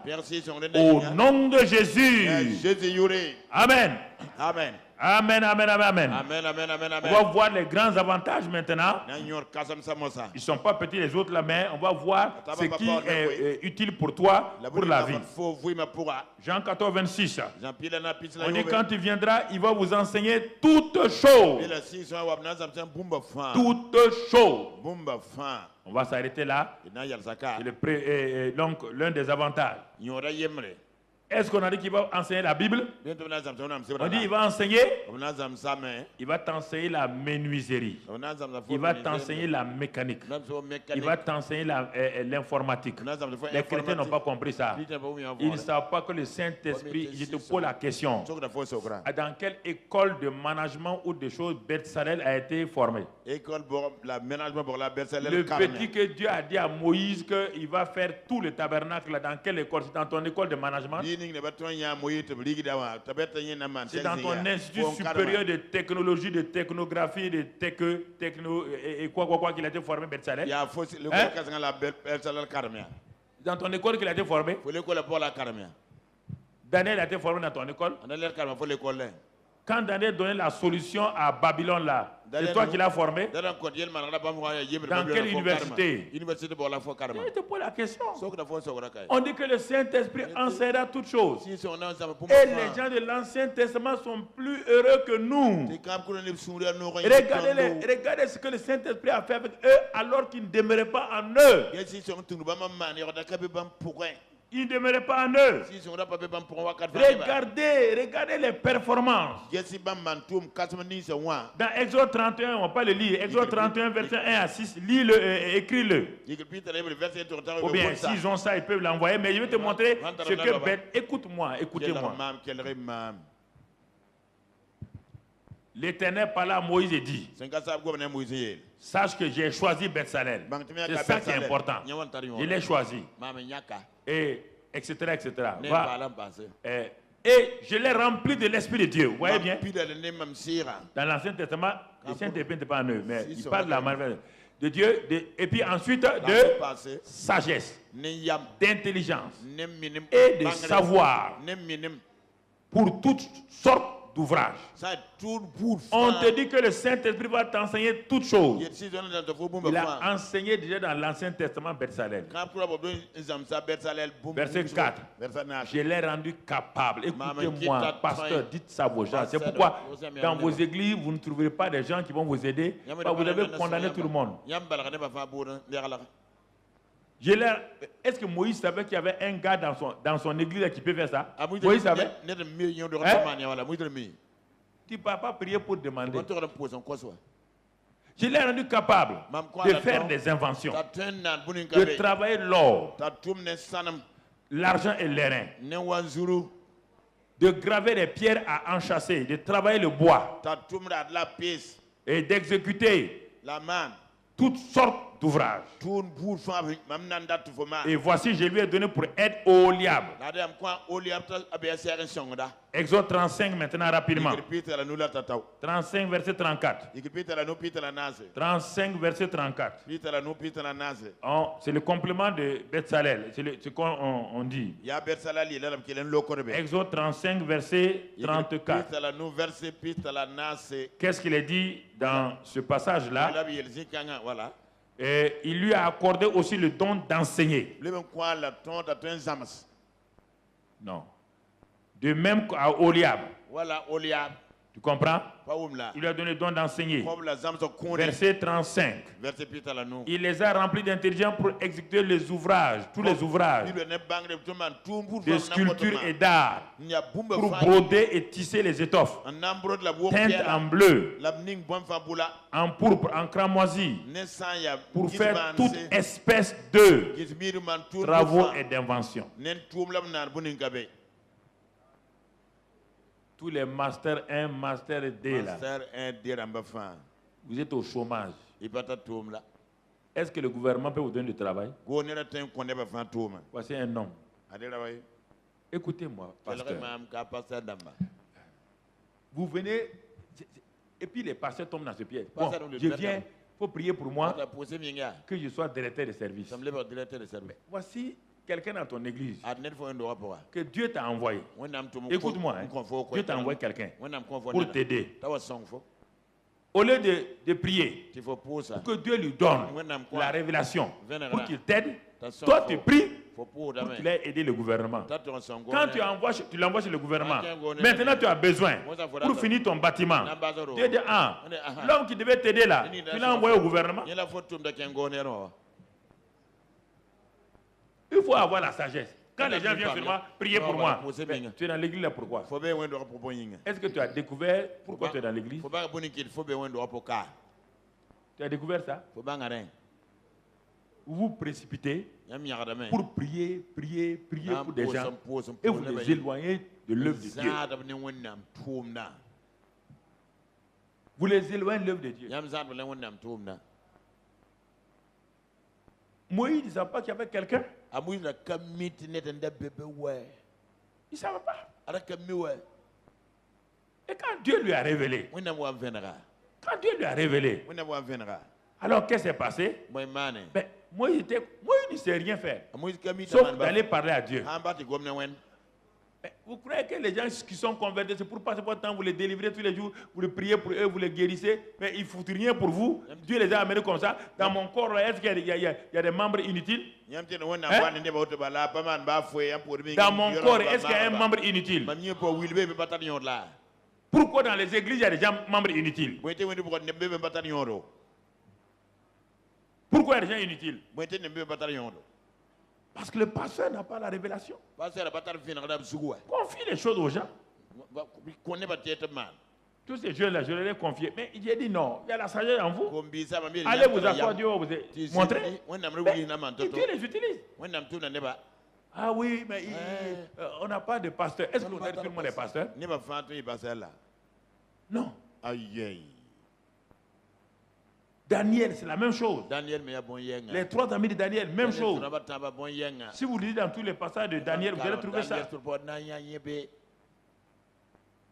Dieu dit qu'il nous a, le Saint-Esprit est venu pour nous aider à montrer dans Ephésiens 3, verset 10, à montrer aux autorités, aux dominations, aux principautés, la sagesse infiniment variée de notre Dieu. La sagesse infiniment variée. Donc Dieu n'a pas une seule sagesse. La sagesse de Dieu est variée. Toi, tu peux être pasteur. Tu montres un aspect de la sagesse de Dieu. En tant qu'un chrétien qui est assis là, Dieu veut t'utiliser pour un autre aspect de sagesse. Mais toi, tu dis, il n'a qu'à s'asseoir. Toi, pasteur, tu peux connaître les choses de l'église. Hein?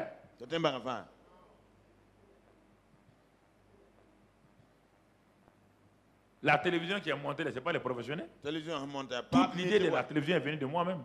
Je n'ai jamais fait télévision. Mais quand Dieu a dit, c'est venu de moi. Après, j'ai appelé les gens. Un à un. J'ai dit, bon, on va faire télévision. Vous ne connaissez pas, je ne connais pas. On va aller. Tout doucement. Un à un. Un à un. Un à un. À chaque étape, Dieu donne la personne. Comprenez? Vous êtes assis. Voici quelqu'un qui est important dans l'église. Dieu veut donner à cette femme-là un restaurant. Et il va commencer à préparer des mets. Tout le monde vient et dit, cette femme-là, quand vous mangez, les repas sont bien équilibrés, tout. Non, tu dis que mais moi, je veux que Dieu me donne un bureau et je vais être directeur international des cabinets extérieurs. Okay. Man, restaurant, pour un certain nombre la fin. On a un bureau, un cabinet extérieur, et papa qui me parle. Dieu dit, ok, moi, je n'ai pas ce travail chez moi. Bon, on va voir au gouvernement ou bien dans les entreprises. On va te donner ça. Regardez, vous croyez que Dieu vous a mis dans le corps là inutilement? Commencez à enseigner. Vous-même, allez-y. Arrêtez tous les jours. On dit, vous êtes là pour former, tout à l'heure, on va voir, vous êtes là pour former les saints au ministère. Ce n'est pas vous le ministère. Le ministère, c'est les saints. Ce n'est pas vous. Vous êtes des gens qui équipent les saints. La tête peut tout faire. Jésus est la tête, il peut tout faire. Si Jésus n'a pas eu confiance en toi et en moi, il a fait de toi son bras, son pied, son orteil. Lui qui est Dieu, il a fait de toi un de ses membres. Et toi qui es homme, tu n'es pas capable de dire à tes chrétiens, allons prier. Dans l'église là, il y a des gens que Dieu a déjà préparés. Les encourager. Voici le problème que nous avons. Et c'est pourquoi il y a des gens qui sont assis. Dans lui là, on veut l'église a besoin de 15 millions. On regarde la foi de tous ceux qui travaillent, qui ont des entreprises. Alors que le richard de l'église est assis, il est en pantalon troué. Mais tu ne l'as pas équipé encore. Tu ne l'as pas encore équipé? Tu ne l'as pas encore équipé? C'est lui que Dieu a envoyé dans l'église là. Mais il ne viendra pas dans l'église avec des valises d'argent. Tout le monde rentre dans le corps là de façon simple. Maintenant, c'est ce qui a été mis en eux là qu'il faut révéler. Voici l'enseignement que le Saint-Esprit est venu donner. Il est venu te donner, mon frère, de savoir faire la... Et regardez tant de chrétiens chômeurs, tant de chrétiens derniers de classe. Chrétiens qui échouent à leurs examens tout le temps. Un chrétien. Tu passes concours des infirmiers, échoué. Concours de la douane, échec. Concours des policiers, échec. Maintenant tu descends, concours des matrones, même des garçons, échec. Tu passes concours de ceux qui mettent les grillages sur les murs, échec. Un enfant de Dieu qui a la sagesse, qui échoue à tous les concours, qui échoue aux examens, qui est chômeur, assis, qui est la queue. Tout le monde marche sur lui. Dans l'Ancien Testament, on dit, si vous obéissez, vous serez la tête et non pas la queue. Dans le Nouveau Testament, ce sont ceux qui sont dans le corps de Christ là, qui sont la queue. Et vous trouvez ça normal. Vous vous révoltez pas. Et c'est dans l'église remplie comme ça. Des gens qui ne savent pas distinguer leur gauche de leur droite. Qui ne mangent pas le matin, qui ne mangent pas le soir, qui ne mangent pas la nuit. On renvoie leurs enfants de l'école. Ils ne peuvent pas payer les frais de scolarité de leurs enfants. À quel et tu pars voir un LH, tu pars voir un LH, tu pars voir un païen de te donner de l'argent. Et tu vas lui dire que ton Dieu est fort. Ton Dieu n'est pas fort, va-t'en. Donc quel Dieu est fort? C'est moi qui t'ai donné l'argent pour sauver de la honte. Donc quel Dieu est fort? C'est moi ton Dieu. Voici la honte qu'on met sur les gens. Et l'église. Et regarde l'église primitive. Tu as vu l'église primitive aller emprunter chez qui? Entre eux-mêmes. Dieu parlait. Il pourvoyait. Tu as vu l'église primitive écrire à qui? L'église d'Antioche a écrit à l'église de Jérusalem pour demander des tôles.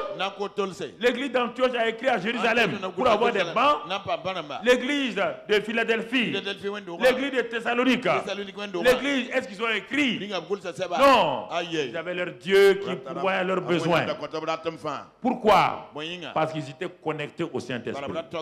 Et ils marchaient avec le Saint-Esprit. Ils ont développé leur relation avec le Saint-Esprit. Et le Saint-Esprit faisait grandir l'église. Il ajoutait à l'église chaque jour. Lisez. Vous voulez seulement des passages onction puissant. Et le reste. Le corps là, est-ce qu'il marche tout seul? Il y a un coup. Le coup est supporté par quoi? Par des épaules. Les épaules sont supportées par quoi? Des vertèbres. C'est un tout. C'est un tout. Frères et sœurs, Dieu dit que nous sommes lumière. Nous sommes sel. Ça, c'est notre nature. Mais ici, là, il y a la lumière partout. Mais pour que ça puisse éclairer, on doit appuyer sur le bouton. Alors, nous sommes des lumières. Pour qu'on puisse éclairer, c'est le Saint-Esprit qui appuie le bouton. Mais si tu n'es pas là, tu seras une lumière éteinte. Le sel est important quand on le met dans la sauce. Si tu amènes ta sauce ici, tu mets la salière, comment ça va, là où on met le sel, là. Tu mets ça à côté de ton assiette. Ça sera assaisonné. Hein? Il faut que tu fasses quoi? Tu prends ça et tu mets le sel. Vous croyez parce que vous êtes sel et lumière là, vous allez fonctionner comme ça? Remettez-vous entre les mains du Saint-Esprit. Il va assaisonner la vie des gens. Remettez-vous entre les mains du Saint-Esprit. Il va éclairer les gens. Vous croyez parce que Dieu vous a dit une chose, ça va se passer? Comme ça? Comme ça. Vous ne priez pas. Vous ne demandez pas la direction du Saint-Esprit. Vous ne vous confiez pas au Saint-Esprit. 25 ans encore. Le projet que tu veux faire ne sera pas accompli. Le Saint-Esprit qui conduit les gens pas à pas. Pas à pas. Pas à pas. Quand une difficulté arrive, tu t'arrêtes. Tu t'arrêtes. Et tu lui demandes quelle est sa direction. C'est ça l'enseignement du Saint-Esprit. C'est ça l'enseignement du Saint-Esprit. Est-ce que je me laisse enseigner? Il m'enseigne, il me rappelle. Il me rappelle quoi? Il me rappelle les choses. Combien de trous de mémoire tu as? Combien de choses que tu as déjà oubliées? Tu t'arrêtes là, je ne sais pas. Demande au Saint-Esprit. Pourquoi vous n'êtes pas pratique? On te dit qu'il va te rappeler ce que Jésus a dit. S'il rappelle ce que Jésus a dit, il te rappelle aussi les choses que tu as oubliées. Est-ce que Matthieu suivait Jésus avec un bic et un cahier? Quand Jésus parlait le sermon sur la montagne, est-ce que Matthieu a tapé ça? Pourquoi? Quand Jésus est parti, Jésus est venu, Matthieu est venu, le Saint-Esprit est là. Le Saint-Esprit lui a dit, comment écrire le sermon sur la montagne? C'est toi qui étais là pour le dicter. L'évangile de Jean, c'est toi qui as dit ce que Jésus a dit à Jean. Jean n'a pas écrit. Marc n'a pas écrit. Il n'y a que Luc qui a fait des enquêtes. Mais comment ils ont pu écrire tous ces évangiles-là? Matthieu était là-bas. Jean était là-bas. Marc était là-bas. Ils ont écrit 3 évangiles où il y a les mêmes récits. Qui leur a rappelé cela? Le Saint-Esprit. S'il est capable de vous rappeler ce que Jésus a dit, il est capable de vous rappeler ce que vous avez perdu dans votre maison, il est capable de vous rappeler les choses que vous avez oubliées. Vous avez mis quelque chose quelque part, vous ne vous demandez pas au Saint-Esprit, vous criez sur les enfants, qui a pris mon argent, qui a pris mon pantalon, qui a pris ma veste? Saint-Esprit dit insensé, demande-moi. Que tu as porté là, c'est pas ton pantalon? Maintenant tu baisses la voix, tu dis pardonnez-moi. J'ai mis mon argent ici. Les enfants là, vous êtes devenus voleurs maintenant. Moi hier nous j'ai mis mon argent ici. Je ne trouve pas mon argent. Tu es sûr? Tu as demandé au Saint-Esprit. J'ai mis mon argent quelque part. Ce matin, je cherche, je ne vois pas. Oh, cher Saint-Esprit, Jésus a dit, tu vas nous rappeler. Rappelle-moi, brusquement, il te rappelle que tu voulais poser ici. Et au moment où tu voulais poser là, ton mari t'a appelé. Et tu n'as pas pu poser. Maintenant, quand tu as fini de courir ton mari, tu as posé ça sous, c'est pas moi, un tas de livres. Et tu peux ouvrir. Tu es heureuse. Le Saint-Esprit. Tu es pratique comme ça. Oui. Un jour, j'ai écrit un papier. Il y a longtemps. C'est un papier important. Je me lève le matin. Je ne trouve pas le papier. Si c'est les gens encore, ils vont dire attaque, attaque. Voilà, les Mamoudou là, attaque. Voilà, attaque. Attaque de qui? Qu'est-ce que le diable a fait avec mon papier? Attaque. Non, non, je ne pas attaque. J'étais un débutant. J'étais à Koudougou. J'étais un débutant. J'ai dit, oh Saint-Esprit, toi tu sais où se trouve le papier. Moi je ne sais rien. Toi tu sais tout. Tout, tu rappelles le tout. Et je me suis couché. Et la voix de Dieu m'a dit, regarde derrière la table. Il dit non. Je ne vois pas comment le papier est fait. Comme je n'ai pas obéi, il s'est tué. Mais comme je veux mon papier, à la fin je me suis levé. La table là était collée et avait un tissu. Donc les choses qu'on met sur les tables. Car le papier là, c'est pas comment ça s'est glissé derrière, collé là-bas. Quand j'ai tiré, j'ai vu mon papier. C'était la joie. Ça, c'est des petits clins d'œil que le Saint-Esprit vous fait pour vous montrer que vous avez de la valeur à ses yeux. Vous ne voulez pas ça. Vous voulez que tous les démons de Gadara fuient devant vous. J'ai chassé 2000 démons. Tu vas venir trouver un démon à la maison qui va te fouetter à la maison avec ta femme. Déjà, tu vas comprendre. Oh, on veut les grandes choses. On veut grandes choses. Ah oui. Mais on ne veut pas les petites choses. Il vous rappellera. Il vous rappellera. Il vous rappellera les choses. Tu comprends? Il va vous rappeler. C'est pas fini. Il va rendre témoignage de Jésus. Il n'y a aucun de vous, ni moi, qui connaissons Jésus. Qui le connaît? Personne. Comment Paul, qui n'a jamais été avec Jésus, c'est le Dieu qui a décrit Jésus à tout le monde. Comment il a fait? Le Saint-Esprit lui a témoigné de Jésus. Et c'est pourquoi il pouvait parler de Jésus comme son ami. Comprenez? Ça, dans Jean 15, 26, il rendra témoin de moi. Et ensuite, maintenant, quand il t'a rendu témoignage, tu peux rendre témoignage. C'est ça qu'il a dit. Autre avantage, Jésus et Saint-Esprit rendent témoignage. Son témoin est réel. Alors, nous pouvons rendre témoignage. On peut rendre témoignage. Au tribunal, on ne cherche pas des gens, on cherche des témoins. Ceux qui ont vu, qui ont entendu.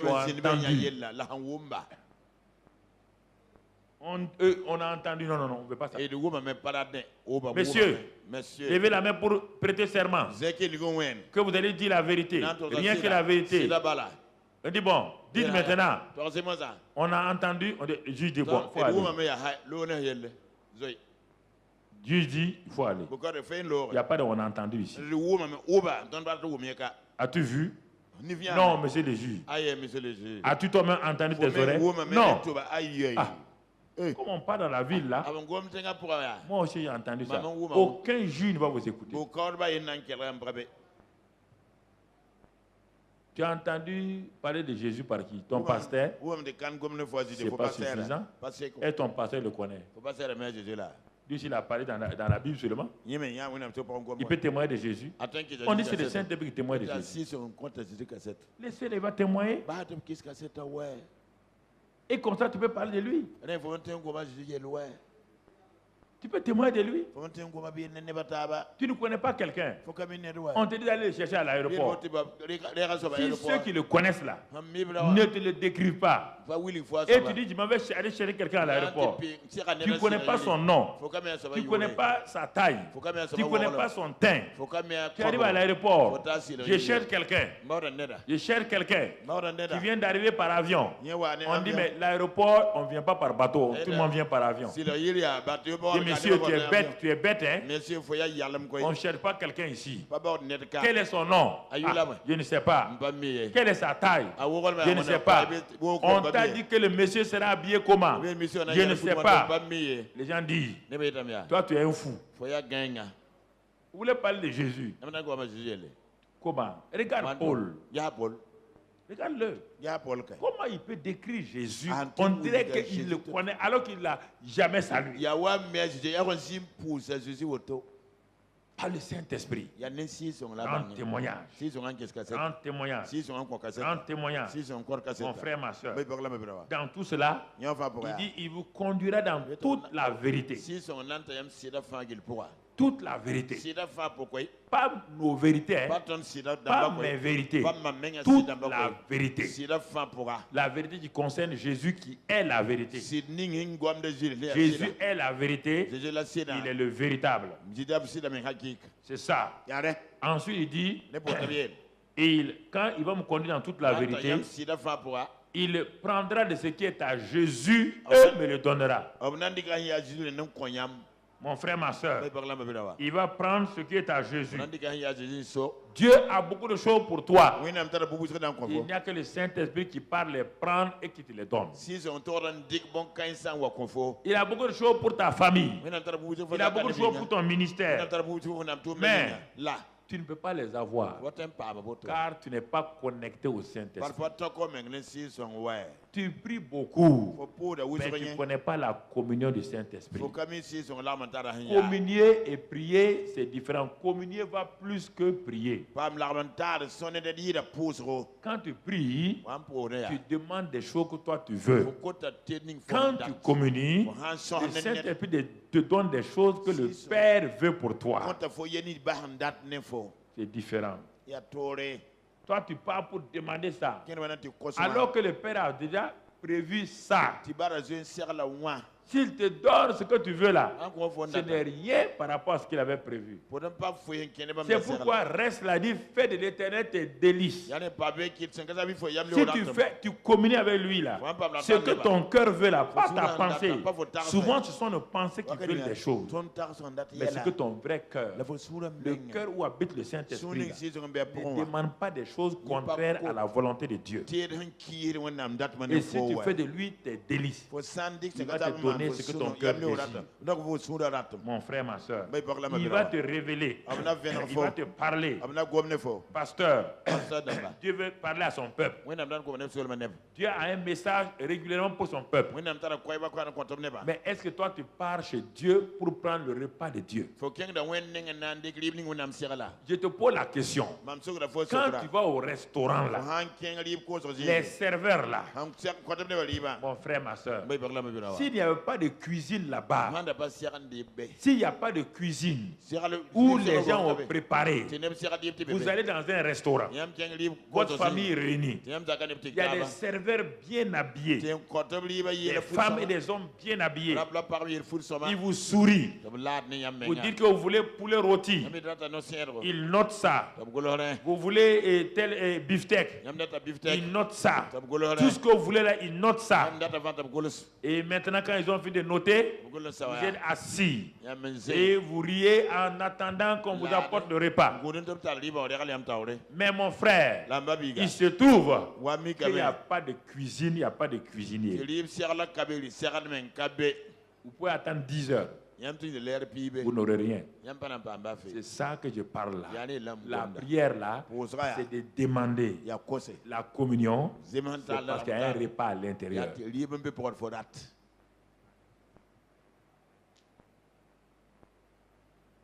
Parce que les serveurs vont chez lui qui a la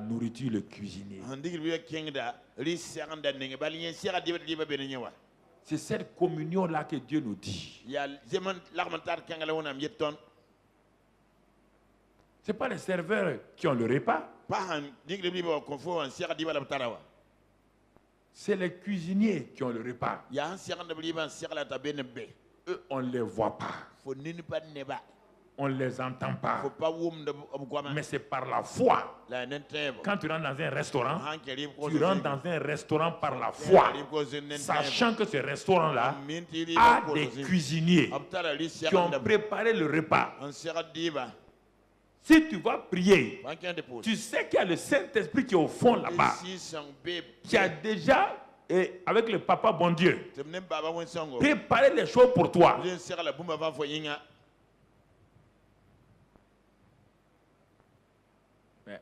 Si tu ne veux pas communier avec le Saint-Esprit, on dit le Père, c'est l'amour.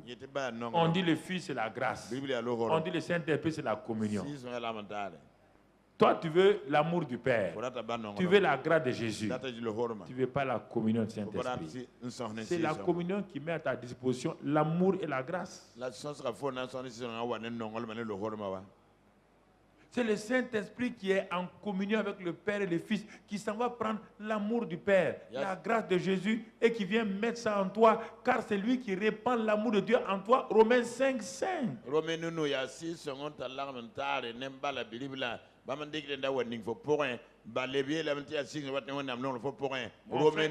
Mon frère, ma soeur, c'est le Saint-Esprit qui met l'amour en toi. Ce n'est pas toi qui met l'amour en toi. Ce n'est pas la prière qui met l'amour en toi.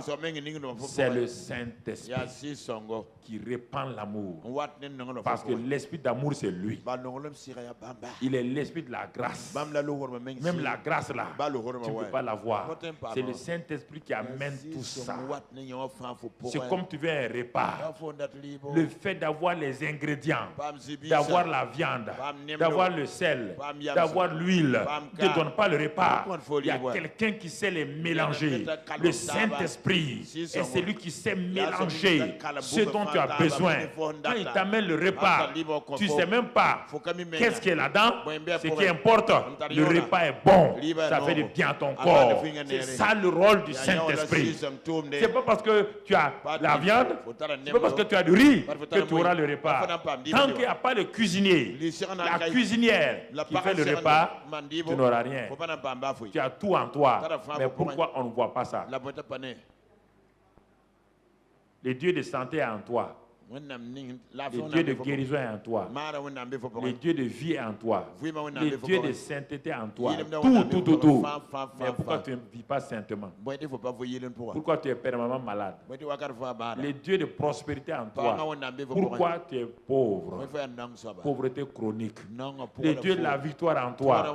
Pourquoi tu es dans la défaite? Et regarde, il y a quelque chose qui ne va pas. Tout ce que tu veux là, c'est en toi par le Saint-Esprit. Mais pourquoi tu ne bénéficies de rien? Pourquoi? Parce que tu n'as pas la communion. Quand tu parles du Saint-Esprit, oui, l'onction, non. Il n'est pas ton petit copain. C'est la communion. Il faut aller rester pour entendre ce que Dieu te dit. Frères et sœurs, c'est ça. C'est pourquoi Bénin t'a dit, moi je suis l'homme du Saint-Esprit, tout le monde parle de moi. J'ai développé le ministère, je n'ai pas développé la communion. C'est un avertissement pour tous ceux qui sont en train de délivrer, guérir les gens. Il ne faut pas jouer avec ça. Il faut dire à ton mari, tu fais des miracles. Quelle est ta relation avec le Saint-Esprit? Quand on veut te parler, toi tu mens comme ça là. Tu trompes les gens, tu fais comme ça, tu dis hey, mon mari, il ne faut pas nous amener en enfer ici. Redresse-toi là. Tu pourras chasser les démons là, c'est un problème. Guérir les malades là. Judas a fait ça et puis il est parti en enfer. Marche droit. Marche droit. Dis la vérité. Aime les gens. Pardonne les gens. Il faut dire ça aux gens. Une femme doit dire ça à son mari.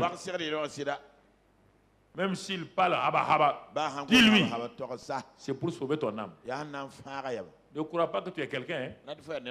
Il y en a plein de gens comme toi qui sont en enfer. Comme ça, ton mari, là, il va s'abaisser, il va s'asseoir tranquillement. Parce que quand il marche comme ça, il croit que c'est lui qui est devenu le Saint-Esprit maintenant. Non, mon ami, fais attention à ça. Fais attention à ceux qui sont autour de vous. Si vous dites, ton onction n'a pas de... Un homme d'onction comme ça. Il faut dire, tais-toi, arrière de moi, Satan. Pierre a dit, cela ne t'arrivera pas. Jésus dit, arrière de moi, Satan. Le meilleur disciple, il dit, arrête de moi, Satan. Ça veut dire ce que ça veut dire. Il y a des gens autour de toi qui te trompent, qui te mentent. Dis-le, arrête de moi, Satan. C'est Satan qui parle à travers leur bouche. La jeune fille a suivi Pierre et Paul et Silas pendant plusieurs jours. Ce sont des serviteurs de Dieu. Écoutez-les, ils ont la puissance. Un jour, Paul s'arrête. Il est fatigué dans son esprit. Il dit, arrête de moi. Démon. Pas. Il n'y a pas de démon ici. Il n'y a pas de démon, Paul. La femme là te vante. Paul dit quittez là-bas, ouais. Ignorant comme ça là. Il y a un démon. La fille est tombée. Le démon est parti. Oh, vous laissez flatter par les gens. Il y a des gens qui sont nés avant toi, ils sont morts. Élie est parti. Élisée est parti. Moïse est parti. Abraham est parti. Isaïe est parti. Jésus est parti. Jean-Baptiste est parti. Paul est parti. Toi, tu vas partir. Donc, prépare-toi. Sois honnête avec Dieu. Sois honnête avec Dieu. C'est ça qui va te donner une victoire. Mon frère, ma soeur, le Saint-Esprit. Et quand il fait des choses là, mon frère, il dit, il va t'annoncer les choses à venir. T'annoncer les choses à venir. C'est lui. Il t'annonce les choses à venir. Pas besoin de demander. Au moment où tu es en communion avec lui là, il dit, mon enfant, annule tel voyage. Pourquoi? Moi je dois aller évangéliser. Annule le voyage. Tu annules ça. 3 jours plus tard, au même endroit où tu allais passer là, à la même heure là, tu apprends qu'une voiture a fait tonneau. Dieu te dit c'était ta voiture.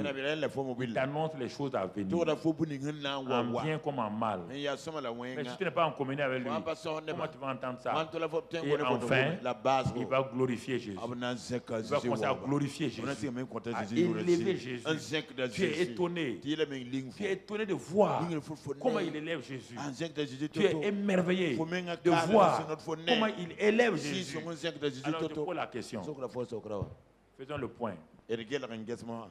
Quelle a été ta relation avec le Saint-Esprit jusqu'à ce jour? Baissons la tête. Ne pense pas à l'onction. Oublie l'onction. Oublie les démons, les guérisons que tu as eues.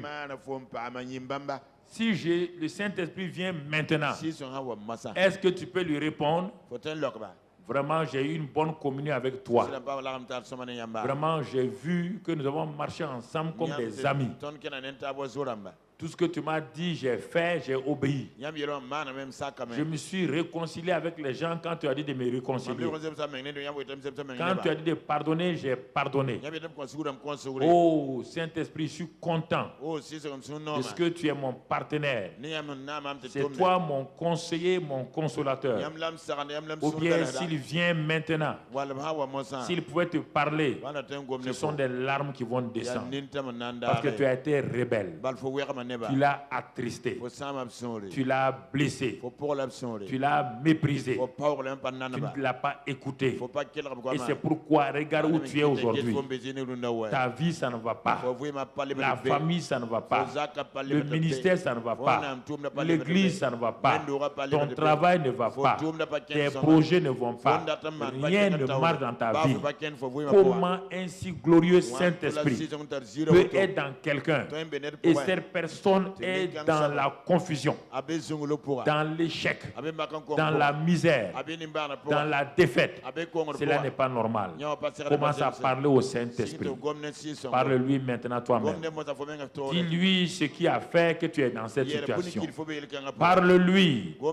Ne te tais pas. Parle-lui. Si tu l'as offensé, demande-lui pardon. Si tu l'as méprisé, tu ne l'as pas reconnu comme le Seigneur Saint-Esprit. Oh, tu as pensé que c'est Jésus, alors que c'est lui qui glorifie Jésus. Parle-lui maintenant. Annonce, dis-lui que tu as péché. Tu as raidi ton cou. Étienne a dit au sacrificateur, vous avez raidi le cou contre le Saint-Esprit. Parle-lui que tu l'as attristé parce que tu ne le considérais pas. Dis-lui cela.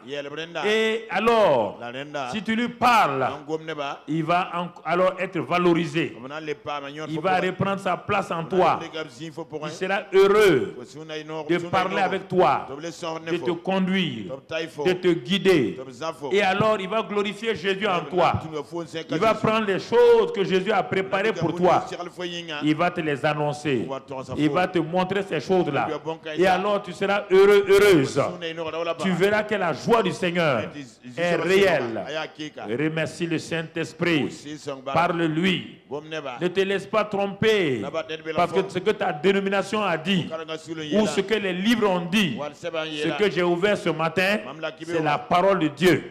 Ce ne sont pas les livres. C'est la parole de Dieu. Et est-ce que tu as écouté le Fils qui a parlé du Saint-Esprit? Le Fils a parlé du Saint-Esprit.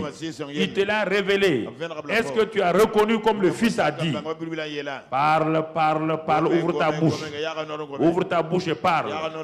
C'est ton tour de parler. Ouvre ta bouche et parle. Parle. Parle. Homme de Dieu, parle. Femme de Dieu, parle.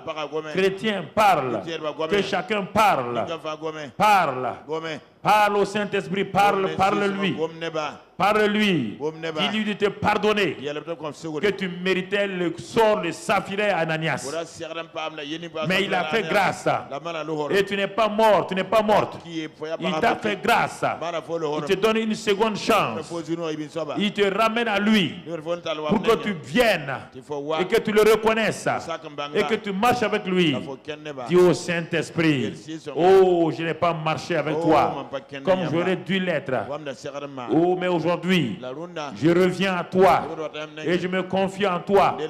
Saint-Esprit, je veux que tu sois maintenant mon Seigneur.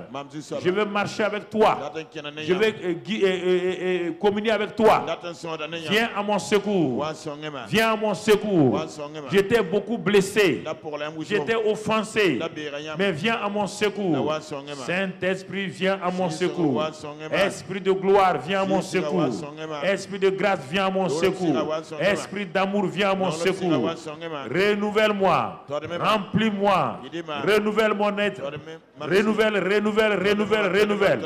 Renouvelle-moi, Seigneur. Renouvelle-moi, Seigneur. Renouvelle-moi, Seigneur. Renouvelle-moi, Seigneur. Je te bénis, je te loue. Je te glorifie encore pour ta grâce et ton amour. Sois béni et sois loué au nom de Christ Jésus. Amen, amen, amen, amen. Amen, amen, amen.